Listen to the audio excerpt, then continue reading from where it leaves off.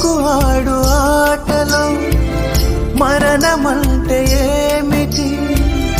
ఆటలోని అలుపు వంటి చిన్న మలుపులే జీవితాన్ని అందక జీవమెళ్ళిపోదులే,